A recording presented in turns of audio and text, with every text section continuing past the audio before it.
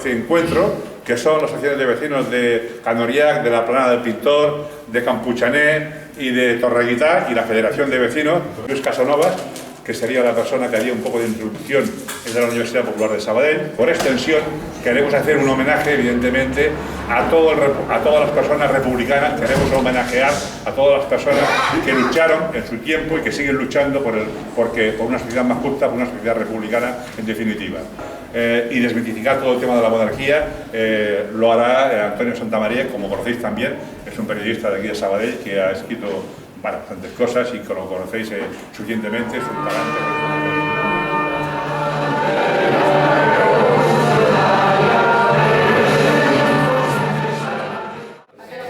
Bé, bona tarda a tothom.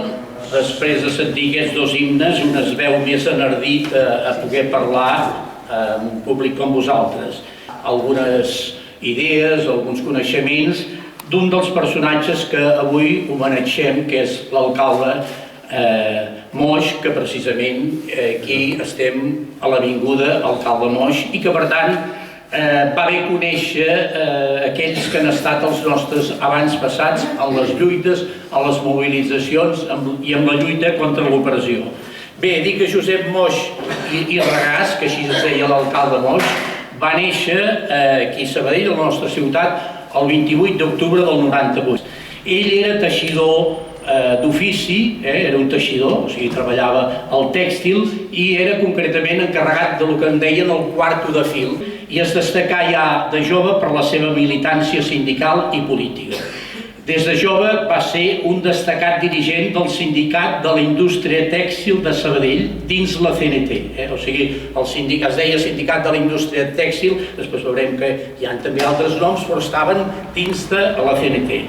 El 1926, o sigui, ell tenia per tant 28 anys, en plena dictadura del general Primo de Rivera, que com recordareu va ser del 1923 al 1929, després va vindre la dictadura blanca que va durar un any del general Berenguer, però en aquesta dictadura, que va haver-hi molta repressió com en totes les dictadures, ell va haver-se d'exilar i va marxar cap a l'Argentina. I quan caigué la dictadura va retornar a Sabadell i va ser secretari de la forta i potent secretari de la Federació Local de Sabadell, sindicat que estava dins la CNT. O sigui, ell era un sindicalista de la CNT, però era la Federació Local de Sabadell, diguem-ne. El 1931, poc temps després de proclamar-se la República, el juny del 31, com sabeu, la República avui fa 83 anys, va ser el 14 d'abril, ell va anar de delegat del Congrés de la CNT a Madrid. Eren els tarantistes, que ens sona una mica més l'Àngel Pestanya, el Josep Peiró, que era de Mataró, aquests eren dos sindicalistes i el Pestanya va ser, si no m'equivoco, secretari general de la CNT durant un temps, i hi havia les posicions feïstes, els de la FAI.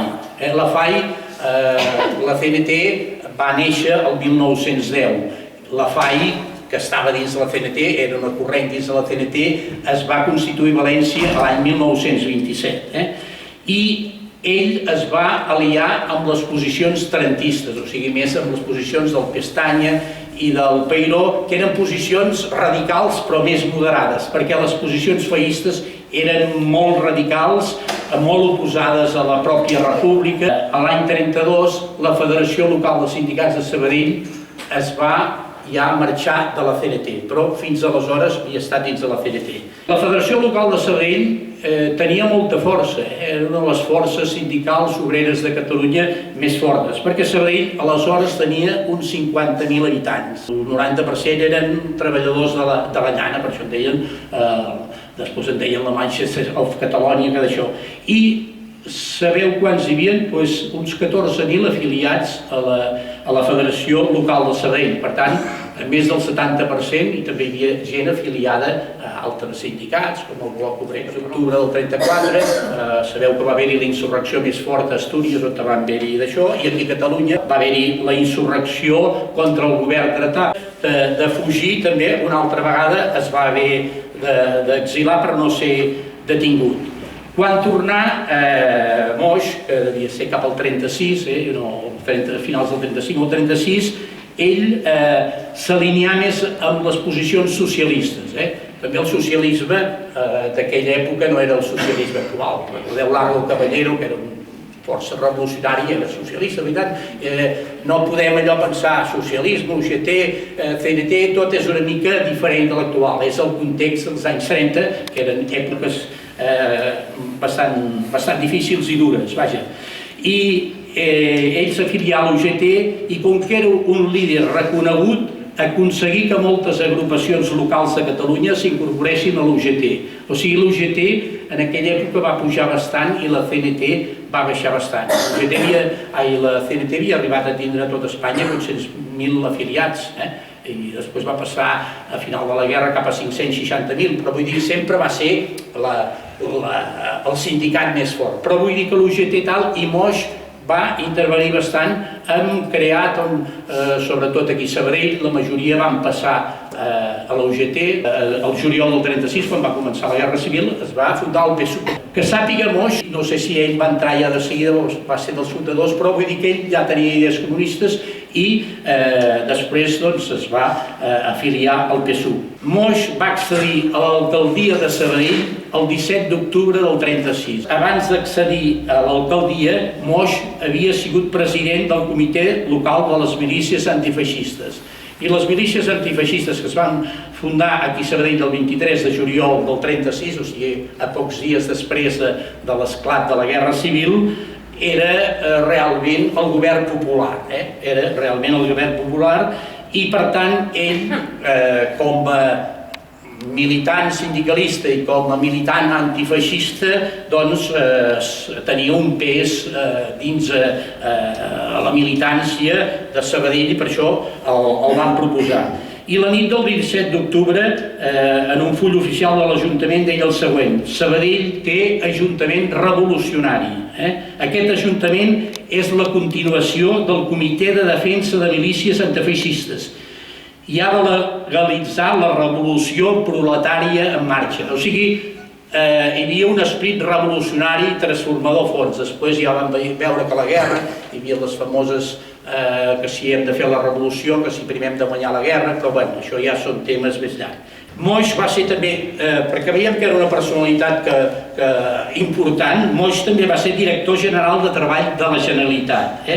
I el 17 d'agost del 1938, el 17 d'agost del 1938, en plena batalla de l'Ebre, on va ser ja la pèrdua precisament de la guerra definitiva i on van morir milers i milers de ciutadans, de catalans, d'espanyols, d'internacionalistes, etc.,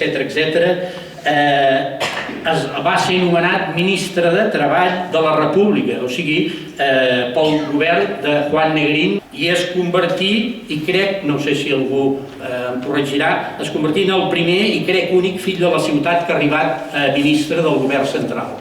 L'1 d'octubre del 1938 es va celebrar una sessió de les Corts Republicanes en el Saló de la Caixa d'Estalvis de Sabadell. Sabadell, sabeu que va caure el 27 de gener del 1939 i pràcticament va caure Catalunya, va caure després ja la resta de Madrid, i Moix marxa a Alacant i després cap a França per acabar a Mèxic. Acabada la Segona Guerra Mundial torna a França i va ser nomenat el 1949 secretari general del PSUV en substitució de Joan Comorera.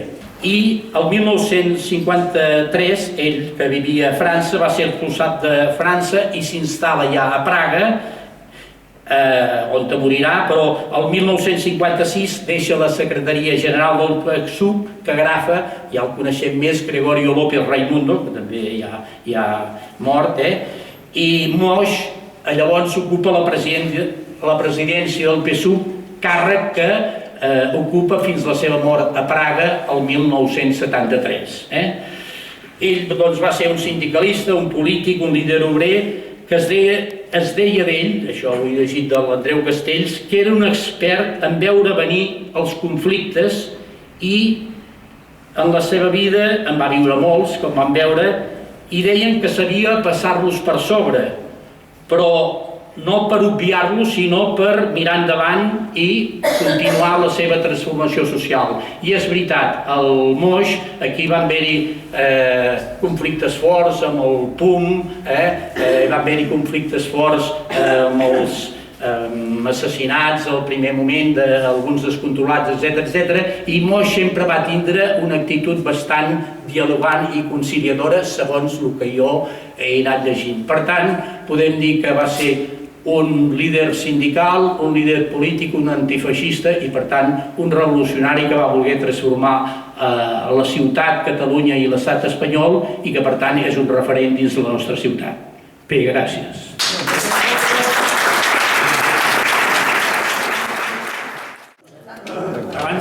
Antes de hablar del tema que nos ocupará, que será la monarquía actual, hemos de recordar que en España, antes de una segunda república, una primera república,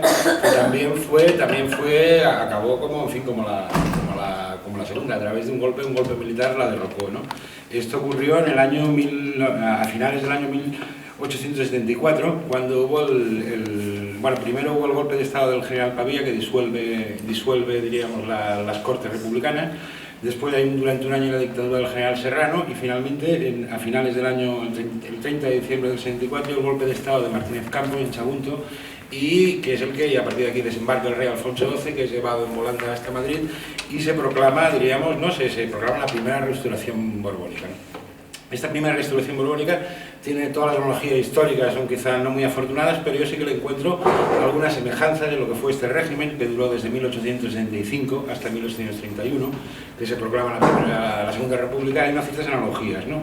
Por un lado hay un sistema bipartidista, que hay el Partido Liberal, y que sería un equivalente como al PSOE, y hay el Partido Conservador, que sería un equivalente, vamos a decirlo así, al Partido Popular. Hay lo que se llama el turno dinástico, que son dos partidos que se van turnando uno detrás de otro y prácticamente no dejan espacio al resto de fuerzas políticas que hay en aquel momento en el país, ¿no? Un régimen donde funcionó mucho el llamado caciquismo, es decir, que tanto los poderes políticos como económicos, como incluso de la prensa, estaban dominados por una serie de caciques que controlaban ese territorio estrictamente y hacían y deshacían en sus distritos y en ese territorio a su antojo.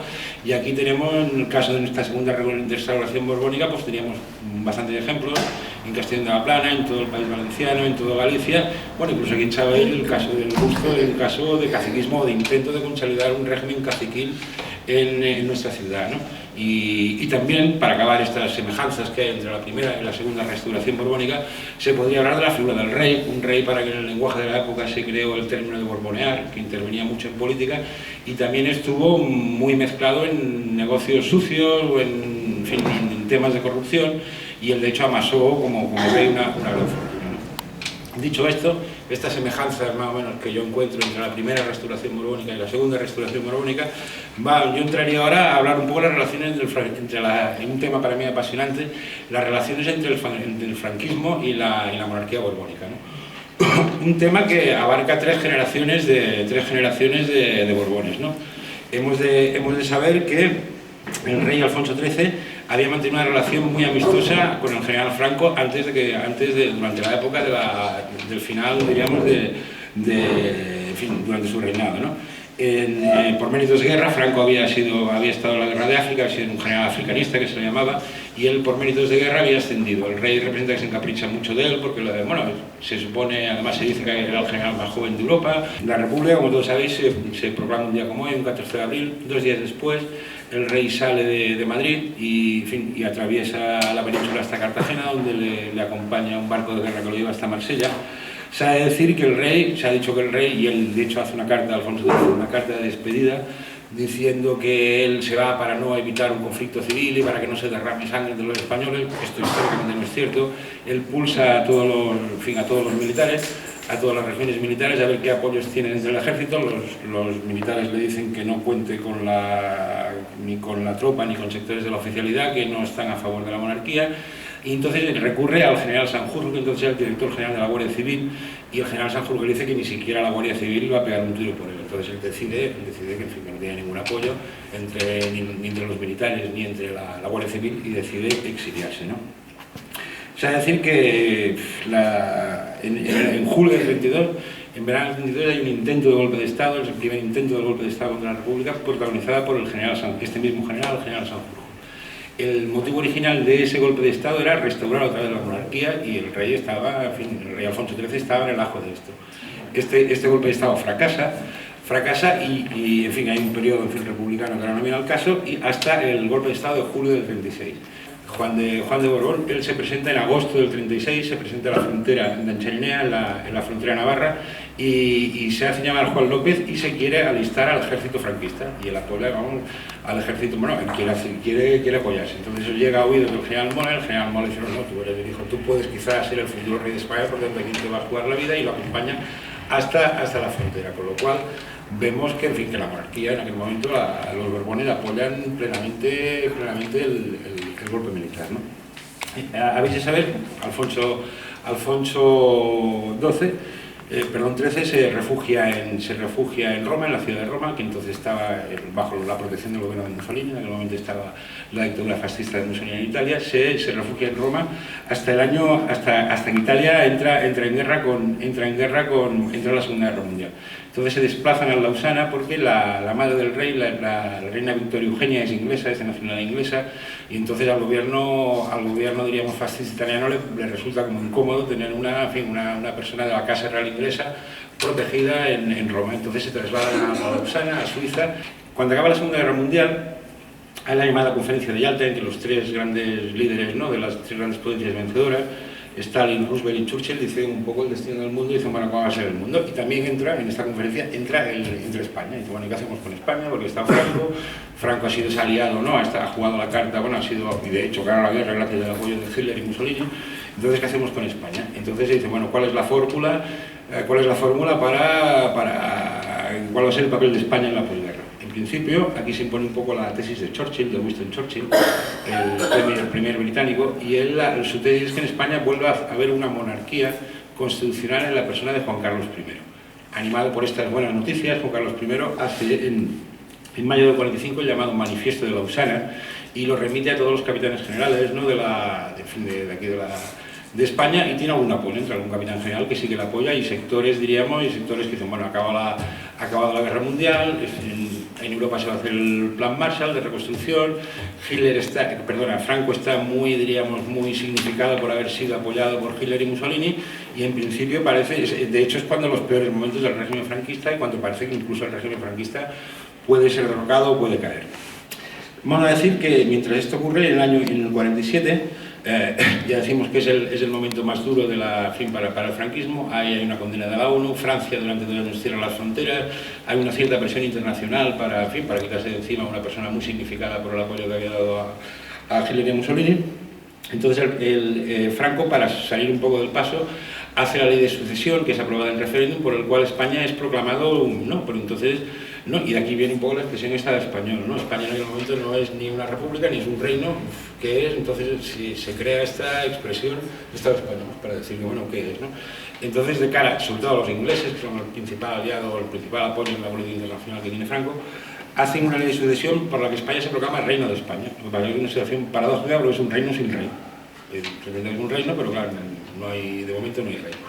A partir de aquí se abre una serie de complejas negociaciones entre Juan de Borbón y el general Franco, y en agosto del 48 hay una entrevista entre Franco y Juan de Borbón, el sucesor, se supone, a la corona, para que Juan Carlos I y su hermano Alfonso estudien en España. Le llamaban el Senequita en la familia, porque se ve un chaval muy estudioso, muy formal, no como el rey Juan Carlos, que tenía fama de ser mal estudiante, de ser bastante tarambanas, que solo le gustaban las mujeres y las motos. Sin embargo, es un hombre que dicen que, bueno, el chico era un chico todo lo contrario, estudioso, formal, en fin, ¿no? Era el ojo derecho de su padre. Entonces su padre le había regalado a Juan Carlos una pistola, y se ve que un día jugando con la pistola, no sabe muy bien, le pegó un tiro y se lo cargó, ¿no? Y, en fin, y lo mató. Una muerte accidental, eso es un gran drama familiar, ¿no? Marca mucho a la familia. Desde aquel momento dicen que las relaciones entre Juan y su hijo Juan Carlos quedan muy deterioradas, porque de alguna manera, en fin, queda como una cosa oscura. De hecho, incluso Jaime, el sordomudo que se ha hablado antes, pide una reunión del Consejo Familiar y pide que se haga una investigación sobre el tema, que realmente no se hace. Unión que se hace en Múnich, donde participan todas las fuerzas de la oposición, excepto los comunistas, con la idea de justamente esto, de hacer una monarquía parlamentaria, una monarquía constitucional que eche fuera a Franco y a los militares.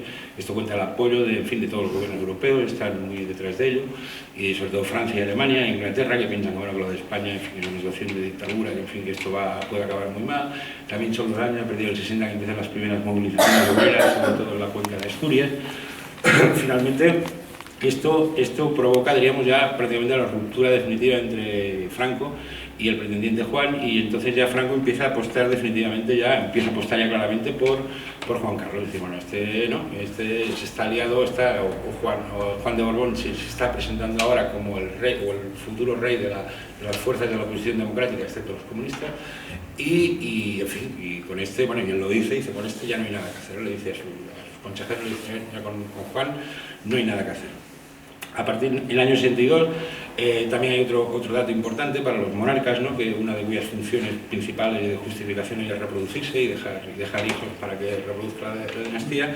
Se casa con la princesa Sofía, que en aquel momento es la hermana del rey Constantino de Grecia, ¿no? Es una boda que es un enlace que a Franco no le sienta muy bien, porque ella es de religión, y Franco es muy católico, muy ultracatólico, y ella es de religión ortodoxa, como la mayoría de los griegos, y él buscaba, diríamos, que fuera que fuera una católica, no una ortodoxa, hasta el punto que fuerza que ella se convierta, al catolicismo, porque es una de las condiciones que también pone el general Franco, ¿no? En el año 66 se produce también un hecho muy importante. Entonces, el pretendiente don Juan de Borbón intenta, diríamos, un poco parar las maniobras que está haciendo Franco, y reúne todo su consejo privado para que se haga una declaración diciendo que el auténtico pretendiente al trono de España es él y nadie más que él.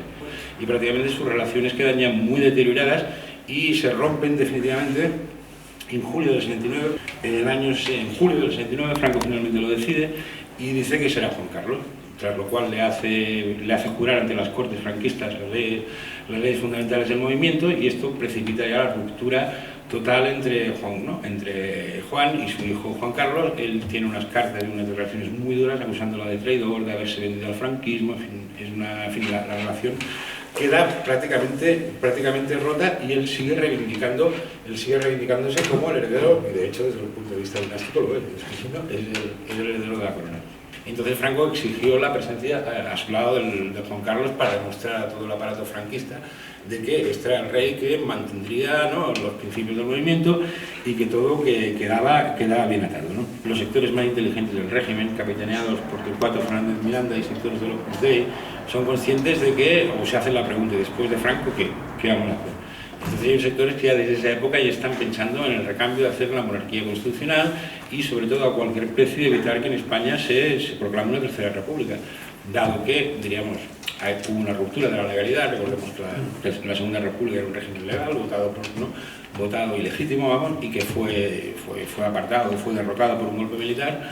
Pues entonces, de una cierta lógica democrática, lo lógico hubiera sido que después de una dictadura franquista en España se hubiera proclamado una tercera república y se hubiera pasado página de esta etapa tan infausta de nuestra historia. Sin embargo, no es así. Aquí hemos de decir que aquí hay muchísima tela de cortar con la actitud que van tomando los diferentes partidos de la oposición democrática. Haré alguna pincelada sobre el PSOE y el Partido Comunista. Para el caso del Partido Comunista, en aquel momento el PSOE prácticamente era más allá de una sigla, prácticamente no existía. El peso de la oposición democrática al franquismo lo hace el Partido Comunista en el resto de España, aquí en Cataluña en PSUC y Comisiones Obreras, UGT también, era un poco más que una sigla, no es lo que llaman el peso, por lo tanto son los que tienen el de yo. Aquí hay una negociación entre Suárez, el propio rey, y Santiago Carrillo, entonces secretario general del Partido Comunista, y dice, bueno, a cambio de la legalización y que tú entres en este régimen, tú tienes que aceptar la monarquía.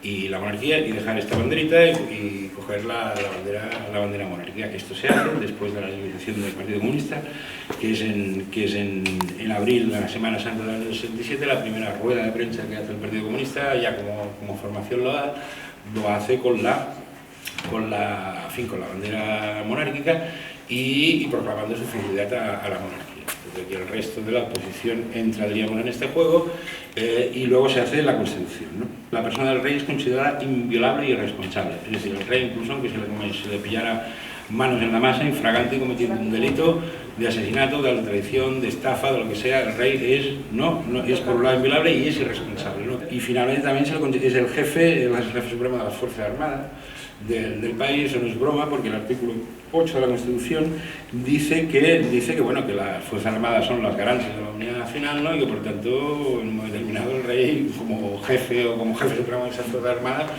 puede ordenar, diríamos, en fin, es el jefe de las Fuerzas Armadas.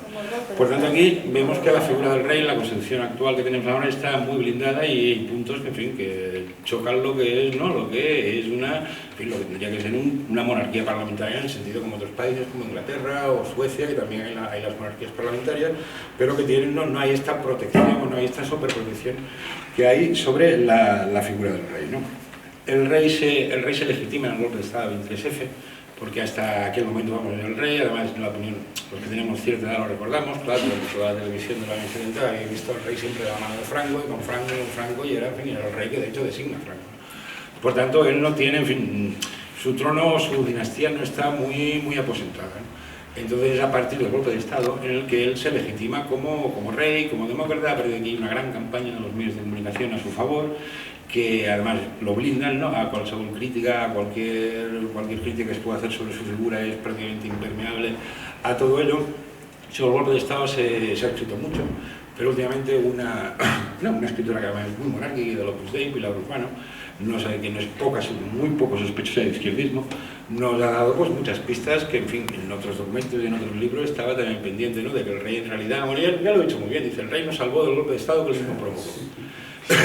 El rey representa que está en aquel momento en una situación de crisis muy grave, entonces, ¿no? El rey, él apoya, diríamos, la operación armada, la operación de un golpe de timón, ¿no? Protagonizado por lo que había sido, que se nos lo explicaba, que había sido durante toda la época del franquismo su preceptor en asuntos militares, que era el general Armada, y el rey representa que él juega esta carta. Él dice, no, además, con Suárez tiene con Adolfo Suárez tiene una relación muy deteriorada, hasta el punto que hay una entrevista, como dice la señora Urbano, que le pide literalmente que se vaya, que te tienes que ir y que se tiene que poner en el general Armada, ¿no? El rey también ha estado, el actual rey, Juan Carlos I, ha estado en diferentes asuntos de corrupción bastante feos, bastante turbios, que la mayoría no por este férreo control que ha habido de los medios de comunicación, que casi raya la censura, porque aquí se sabe muy poco, no se han llegado a conocer, ¿no? Él sí se sabe, esto sí que más o menos por la prensa extranjera, que sí que lo publica, de que él